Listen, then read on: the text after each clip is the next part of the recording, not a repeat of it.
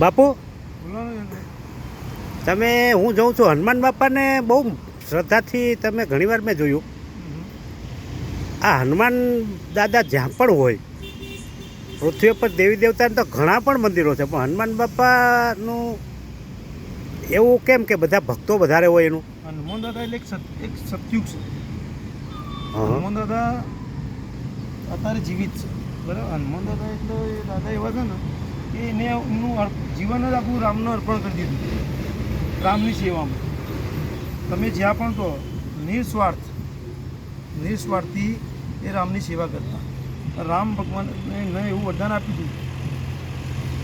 તો અત્યારે રામ સતયુગમાં અત્યારે કલયુગના અંદર હનુમાન દાદા જ છે. ના હનુમાન દાદાની પૂજા કરવા માટે પબ્લિક બહુ ઉમટી પડે છે, અને હનુમાન દાદા સત્ય છે. હનુમાન દાદા દરેકની મનોકામના પૂર્ણ કરે છે.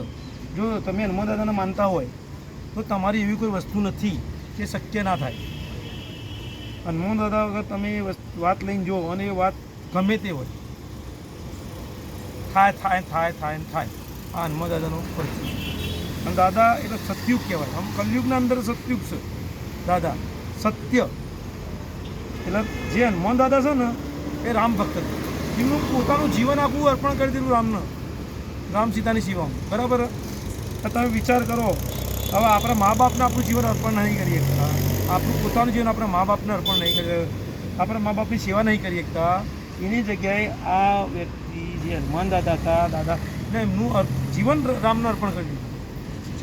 એટલે એટલા રામ ભક્ત હતા. એટલે સતયુગમાં અત્યારે કલયુગના અંદર રામ ભક્ત બનીને જ હનુમાન દાદા છે, અને હનુમાન દાદાનું વરદાન હતું.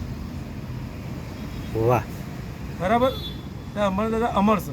તમારી એટલે અત્યારે હનુમાન દાદા અહીંયા તમને સાક્ષાત જોવા મળે, જો તમે શ્રદ્ધાપૂર્વક પૂજા કરો તો.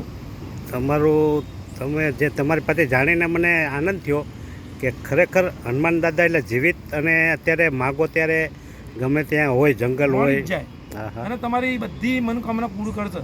આ છે હનુમાન દાદા. વાહ, જય હનુમાન દાદા. તો જય શ્રી રામ.